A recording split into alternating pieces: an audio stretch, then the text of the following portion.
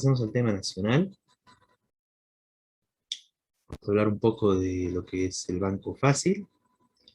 Vamos a continuar un poco con este tema. Eh, bueno, como venimos hablando ya durante los últimos programas, bueno, esto evidencia, ¿no? En el caso del Banco Fácil, lo que significa el empresariado, en este caso de la banca, pero en general el empresariado y la política empresarial, ¿no? O sea, es básicamente una corrupción, una terrible corrupción privada, de la banca privada, de las empresas privadas, claro, no solo la banca, ¿no? Pero a través del Banco Fácil se destapa la corrupción de las empresas privadas que hay en el país, ¿no? Claro, esto pone en discusión, bueno, muchas cosas, ¿no? Más aún con el tema, bueno, bueno, se sigue investigando y ahí el gobierno ya salió a decir que simplemente fue un suicidio, pero que realmente quedan muchas dudas respecto a la muerte de Colodro, ¿no? El interventor del Banco Fácil, que fue arrojado del piso 14 o 15 de un espacio de donde funcionaba antes el Banco Fácil, ¿no? De un edificio del Banco Fácil. Entonces, bueno, realmente, bueno, todo lo que sale, todas las discusiones que hay alrededor de eso, lo más probable es que ha sido un asesinato, ¿no? Realmente hay muchos indicios al respecto y es muy complicado cómo se está tratando de cubrir este tema. Eh, y claro, es evidente en el marco de todos los intereses, todo el dinero que corría alrededor de esto, las millonarias sumas, ¿no? Desde crédito millonario a un adolescente que solo presentó sus electrodomésticos, la compra de inmuebles, ¿no? Por grupos empresariales y por otras personas, o ese caso, ¿no? De unas cuantas semanas, se compra un edificio con un crédito de Banco Fácil en 30 millones y se lo venden en 70 millones, poco después al mismo banco, ¿no? Generando ese tipo de ganancias, ¿no? Es realmente un robo directo, ¿no? Y claro, esto se financiaba a partir del dinero de los ahorristas, a través de, bueno, las promociones, todo lo que hacía el Banco Fácil. eh, y bueno, saltan muchas cosas ahí, ¿no? Se habla de la posibilidad incluso de lavado de dinero, etcétera, porque realmente movieron harto dinero por ahí en todo lo que es el Banco Fácil, y estos temas de corrupción realmente muestran y se mezcla mucha gente tanto del gobierno, pero centralmente de la oligarquía de Santa Cruz, ¿no? De los grandes empresarios de Santa Cruz, incluidos los familiares de Camacho, aparece el apellido, la familia de Marinkovic, y realmente es, bueno, ese es lo que marca en general toda esta situación, ¿no?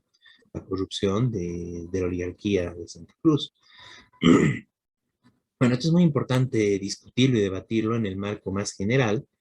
Eh, Algunos datos, ¿no? Que publicó el compañero Gonzalo Colque de Fundación Tierra respecto a lo que es el modelo empresarial cruceño, ¿no?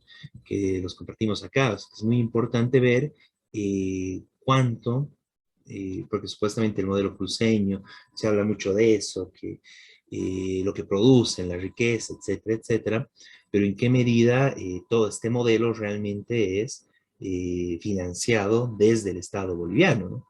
Y bueno, de ahí todo el tema de la autonomía, el federalismo, etcétera. Pero bueno, y resurgen estos temas porque, claro, acá se ve la corrupción de los principales empresarios de Santa Cruz, ¿no? Justamente de este modelo. Y en ese marco, eh, bueno, es importante ver estos datos. Se considera que eh, Santa Cruz consume 3 millones de litros diarios de diésel, del diésel subvencionado por el Estado boliviano, ¿no?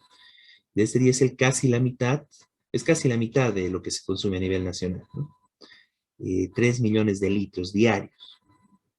El diésel está subvencionado. Se calcula que son 6 bolivianos por litro de subvención de diésel, lo cual hace que Santa Cruz esté siendo subvencionado por el Estado boliviano con 940 millones de dólares anuales.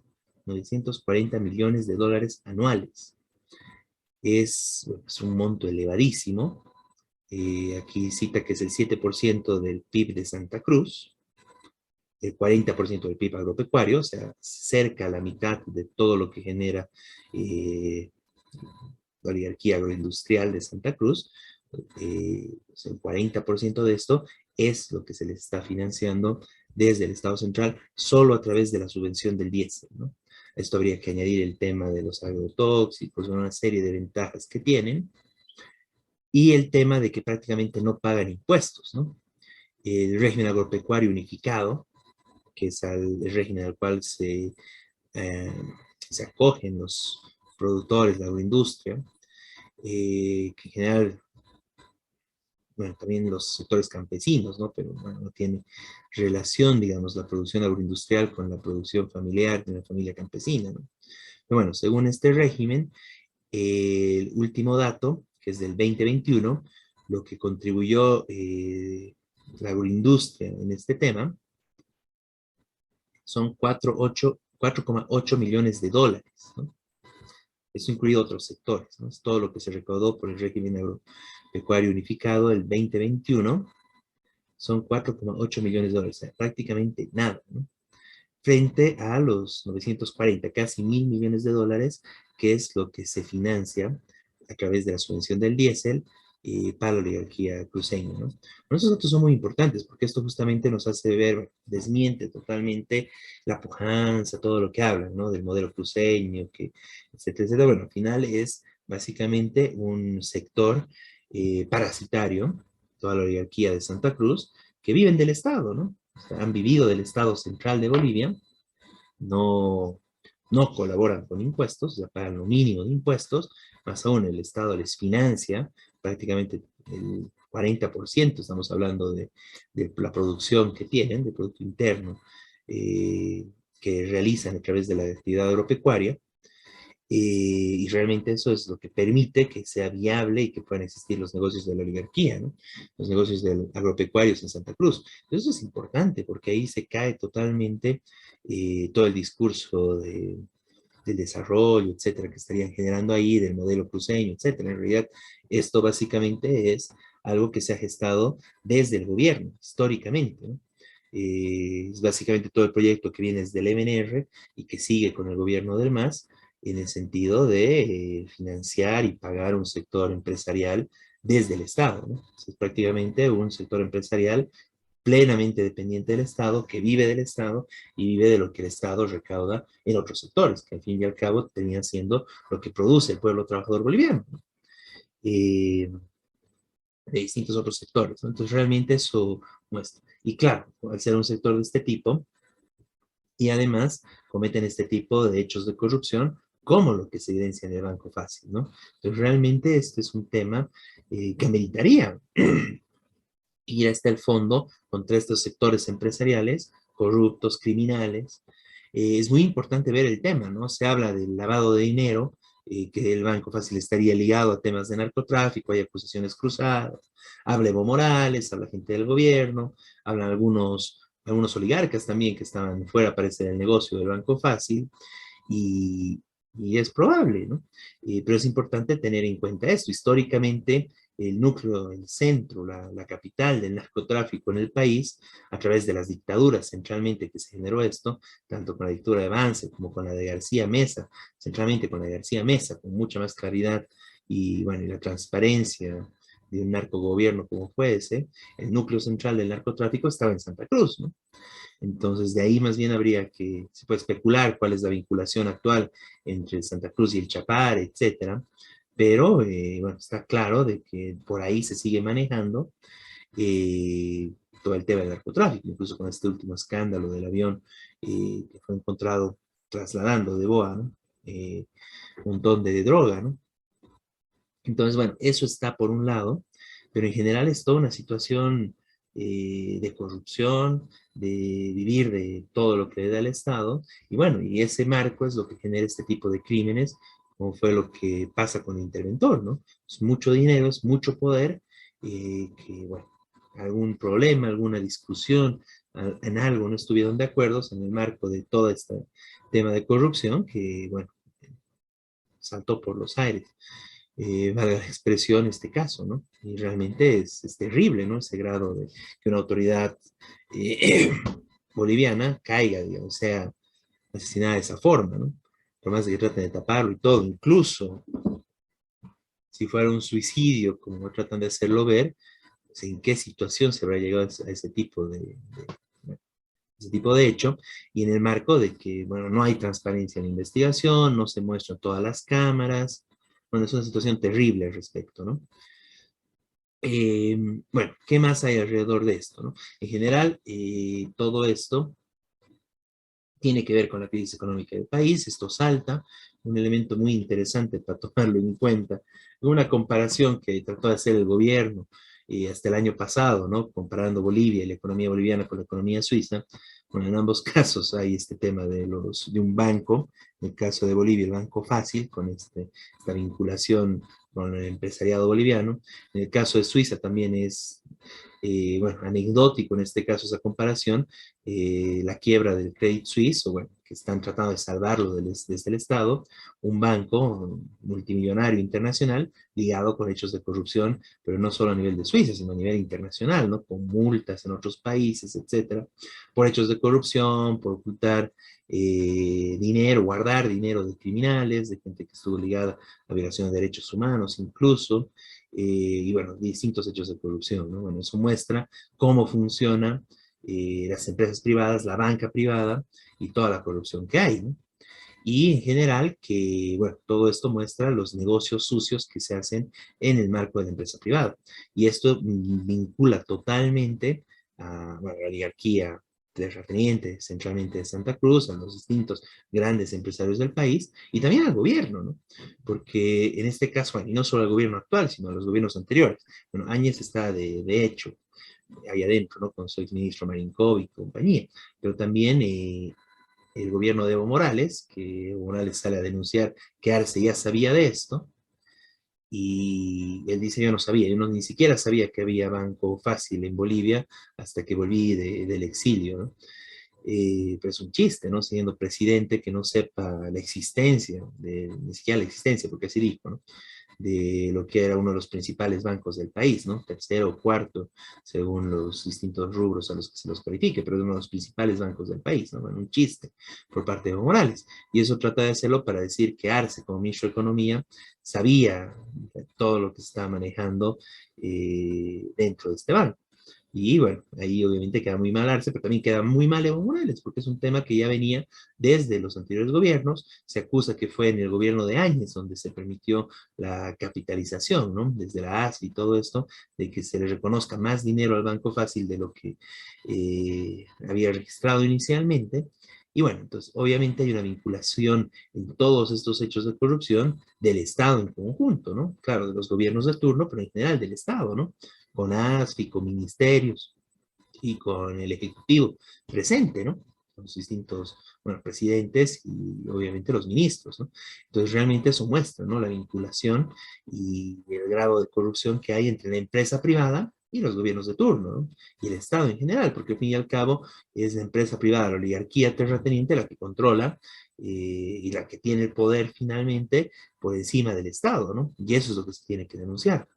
Y en este marco, justamente después de toda esta corrupción y lo que se está viviendo ahora, que prácticamente está dejando de dejar en paz, tranquilo, que pase este tema del Banco Fácil, ya le sirvió para encubrir un poco el tema de la crisis económica, la falta de dólares que estalló antes, también sirve para desviar los ojos de toda la crisis de la Iglesia Católica con los casos de abuso a menores, todo el tema de la pedofilia y la pederastia.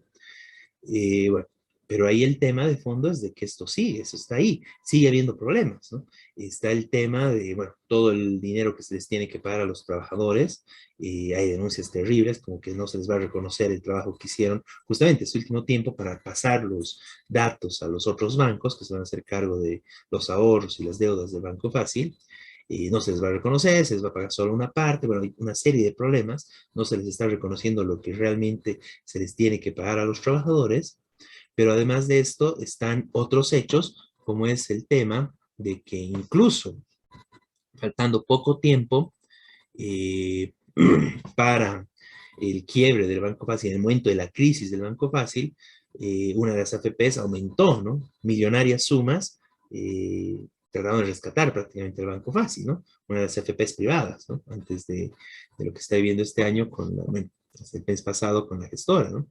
Y en general son 1.274 millones de dólares de los fondos de pensiones, ¿no? 1.274 millones de dólares es un monto millonario, o sea, realmente muy grande, que las AFPs habían depositado en el Banco Fácil. O sea, son más de 1.000 millones de dólares, ¿no? Entonces ahí están los fondos, el dinero, el ahorro de los trabajadores del país, de los jubilados, que estaba en el Banco Fácil. Y ahora, ¿de dónde va a salir ese dinero? ¿De dónde se va a reponer? No se habla de que van a vender los edificios, etcétera, pero también se habló de que las bóvedas del Banco Fácil estaban vacías. Entonces, en ese marco, ahí está un problema, ¿no? Ese dinero, ¿de dónde va a salir? Terminar saliendo del Estado. El Estado va a pagar por la corrupción de los grandes empresarios que están vinculados en la corrupción del Banco Fácil. Eso sería terrible, ¿no? Ese dinero tiene que haber, pero tampoco es correcto que ese dinero salga del Estado. Ese dinero debería salir de todos estos, bueno, delincuentes empresariales que se han beneficiado de toda la corrupción del Banco Fácil, de la corrupción privada, de la empresa privada, ¿no? Y eso significa ir hasta el fin contra todos estos grupos, ¿no? Y hasta el fin significa el encarcelamiento de los que han estado vinculados, una correcta justicia frente a todo esto, que sean sancionados todos ellos, y la expropiación de todos los bienes, que no es solo del banco, sino de todas las empresas que han estado vinculadas con todos estos hechos de corrupción. Y de ahí debería salir el dinero. Bueno, está claro que el gobierno ni siquiera se anima a encarcelar a todos los directores y a toda la gente y todas las cabezas del Banco Fácil, solo algunos, ¿no?, que están procesados. Y lo mismo respecto a los empresarios, ¿no? Nos está llamando a declarar, está viendo qué se va a hacer, pero bueno, con guante blanco, ¿no? Con mano de seda, ¿no? Guante de seda se dice, ¿no? No los quiere tocar hasta el fin, no quiere ir hasta el fin contra la corrupción de acá. Igual de la misma forma como no quiere ir hasta el fin y de la forma más transparente con las investigaciones en el caso de Colodro, ¿no? El interventor asesinado. Bueno, eso muestra la complejidad de este caso y nos abre a la necesidad de plantear la necesidad de una alternativa desde el pueblo trabajador para ir hasta el fin contra la corrupción empresarial, sin tener ningún miedo, expropiando y pasando al control de los trabajadores todo lo que sea necesario, todas estas empresas corruptas y bueno, todo este tipo de negociados, ¿no? El tema de la banca, la necesidad de realmente centralizar la banca. Bueno, sale este tema de que en el Banco Fácil se pagan esas sumas, que al final terminan siendo millonarias, $70,000 por dietas por asistir a una reunión, ¿no? Pero la pregunta es, ¿y cuánto pagan en los demás bancos? Hay un poco de escándalo en el Banco Unión hace algunos años, donde se decía que se pagaban como 15,000 bolivianos, cosas así, por este tipo de dietas, ¿no?, que es alto, ¿no? ¿Dónde se controla eso? ¿A quién consultan de esto? Solo entre las cabezas, ¿no? ¿Y qué pasa en los demás bancos, ¿no? ¿Y qué pasa en las demás empresas privadas? ¿Qué pasa en las demás transnacionales que están en el país? ¿Cuánto pagan de dietas? Bueno, todo eso debería ser plenamente disponible, transparente, todo el mundo debería poder conocer eso. Eh, no hay justificación de secreto de empresa en ese tipo de casos. Y todo eso debería gestionarse a través del control de los trabajadores del país, de la economía. Bueno, eso es lo que tenemos que generar, es el tipo de alternativa que necesitamos, una alternativa que realmente busque la plena transparencia de todo el espectro económico, privado y, bueno, y evidentemente público. Y lo público, todo lo que es estatal, tiene que ser totalmente controlado y referente de transparencia. Bueno, con el gobierno del MAS, mucho menos con los gobiernos neoliberales o el corto paso de años por el Estado, no hubo nada de eso, ¿no? Por eso se necesita una alternativa que cambie la visión del Estado, que transparente todo eso, y esa alternativa solo va a ser posible con el gobierno de los trabajadores, ¿no? Entonces, eso de cara a toda la denuncia, todo lo que hay con el Banco Fácil, se tira abajo el discurso de el modelo cruceño de desarrollo, etcétera, viven prácticamente, son los niños mimados del Estado boliviano, que además hacen corrupción, son los niños malcriados del Estado boliviano, toda la oligarquía de Santa Cruz, con corrupción, crímenes terribles, y bueno, toda la vinculación en general de los distintos gobiernos y el Estado boliviano, frente a lo cual realmente necesitamos nuestra propia alternativa, una alternativa de los trabajadores que transparente todo y que vaya hasta el fin en la lucha contra la corrupción y todos estos tipos de crímenes. Miguel, si quieres comentar algo, y también tenemos la presencia del compañero Jorge, bienvenido. Y brevemente, el banco fácil es un banco privado. Alguien por ahí en todos los debates que dice, bueno, el Estado no tiene la culpa si un privado hace no sé qué cosa. Pero por ley las entidades bancarias son controladas estrictamente por el Estado. Hay un organismo que se llama ASFI, que controla la actividad financiera, que tiene que recibir informes a diario de los bancos. Es decir, un banco no se puede quedar sin plata, sin que se entere la ASFI, que depende a su vez del Ministerio de Economía. Eso es lo que dice Evo, pero claro, le echa la culpa al Arce, sí, porque era ministro de Economía.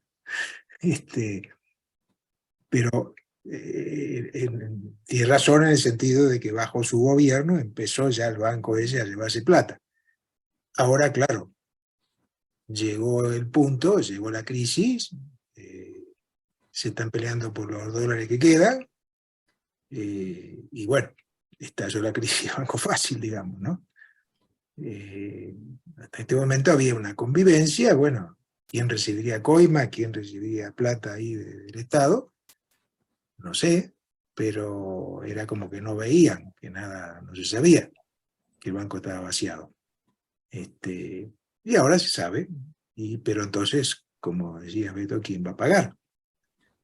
Y esto obviamente lo está pagando de alguna manera el pueblo boliviano, con las otras restricciones, porque faltan dólares, falta esto, falta lo otro, bueno, y le van a pagar entonces la deuda del Banco Fácil. Por supuesto, hay que luchar para que se expropie a los ladrones, a los que se llevaron la plata. Y, y bueno, obviamente más en general por un cambio de fondo, ¿no es cierto? Porque esto es una muestra de que el saqueo de Bolivia no terminó con el gobierno de Macri, que viene de antes. En épocas anteriores hubo muchas quiebras bancarias también, con estafas al pueblo, etcétera. Y bueno, esta es otra que se suma a otro problema de saqueo, ¿no es cierto? Eso. Muy bien. Sí, realmente toda esta situación y bueno, tiene que quedar claro que la empresa privada es eso, corrupción, ¿no? La gran empresa privada, ¿no? Jorgito, buenas noches. Buenas Hola, noches a los compañero. radioescuchas de Radio Rebelión. Buenas noches, Humberto, Miguel. ¿Por qué? Aquí se ve con mucha nitidez, pues, cómo se necesita el control de los trabajadores sobre la economía del Estado. Tú lo has dicho muy bien, más de $1.000 millones ya sacó de las AFPs este banco. Facilito ha sacado la plata, facilitado por el Estado y con el apoyo de la empresa privada. Y entonces nos preguntamos, los que hemos aportado a las FPs de manera obligada, nos descuentan, en la boleta aparece el descuento, ¿nos van a devolver? ¿Con qué recursos nos van a devolver? ¿Con los recursos del Estado? O sea que el Estado tiene que pagar la deuda de los privados, pero además el dinero que tiene el Estado es el dinero pues de todos. O sea que con nuestro propio dinero vamos a pagar la deuda de los empresarios privados para que nos devuelvan el dinero. O sea, hay una necesidad urgente de que los trabajadores controlemos nuestros recursos. Y por eso el magisterio ha ido pidiendo de que tengamos un control sobre la administración de la gestora, porque seguramente de la misma gestora van a querer volver a sacar dinero para que devuelvan a las FPs, o sea, al banco. O sea, quieren tapar un agujero haciendo otro agujero. Y el país ya está lleno de agujeros, que no hay cuándo se los tape. Entonces, y quiero aprovechar ya que he tocado que el magisterio va a ser incisivo en esta lucha. Además, nos dice que dentro de unas 2 semanas seguramente volveremos a las calles Y justamente uno de los puntos es el control mayoritario de los trabajadores sobre la gestora, porque son recursos nuestros, de los trabajadores. No es recurso del Estado, no es recurso de la patronal, si ni siquiera eso quieren apoyar para nuestra jubilación. ¿Acaso apoya el Estado, apoya la empresa privada? Antes era tripartito, apoyaba el Estado, apoyaba el patrón y le sacaban al propio trabajador, pero solo es el trabajador a quien se le exprime para su propia, bueno, pensamos que es para nuestra propia jubilación, pero había sido para defender a estos bancos, y no solo los bancos, ¿no? A toda la crisis que tiene el Estado, empieza a sacar plata. La deuda interna del Estado es justamente, seguramente, de mayor cuantía a la gestora y a otras empresas, seguramente Comibol, seguramente Yacimiento. O sea, ¿cuál es la deuda interna también del Estado? Eso tenemos que preguntarnos, ¿no? Ya que hemos hablado del magisterio, quiero rendir un homenaje al magisterio, a sus luchas, aprovechando el 6 de junio, estamos a 2 días del 6 de junio, que es considerado Día del Maestro, en homenaje a Omistes, ¿no? Que nació el 6 de junio en Potosí y que ha fundado, digamos, la primera normal, la normal de Sucre. Y muchos confunden eso, ¿no? ¿Por qué se recuerda el 6 de junio? Ah, por la fundación de la normal de Sucre. No, es por el natalicio de quien la ha fundado y es Omiste, ¿no? Y bueno, el compromiso de los maestros, que muchos dicen, ¿qué cosas? No tenemos nada que festejar. Sí tenemos que festejar, compañeros. Tenemos que festejar que gracias a nosotros se ha desnudado la falsa propaganda que hacía el gobierno, que es una economía blindada. ¿Cómo va a ser economía blindada? No tiene dólares. ¿Cómo va a ser economía blindada si así se desmoronan como castillos de naipes los bancos? ¿Y sobre quién va a recaer esa crisis? Con seguridad sobre la espalda de los trabajadores, demostrándose también que no es un gobierno de los trabajadores. Entonces, eso quería decir, y un abrazo, aprovechar a los maestros, tanto del área rural como del área urbana. En realidad somos trabajadores de una educación en Bolivia, incluso los docentes universitarios y todos los docentes, ¿no? Deberían festejar este 6 de junio con la promesa de continuar la lucha, porque mientras los educadores estemos de pie, no habrán pueblos de rodillas. Gracias. Muchas gracias, Jorge. Un homenaje muy importante de cada este próximo 6 de junio, ¿no? Y la importancia de los maestros, ¿no? Y el magisterio. Que, bueno, ya estaremos hablando justamente a partir del 6 de junio, retoma medidas de lucha, ¿no? La próxima semana estaremos comentando seguramente algo sobre eso. Bien.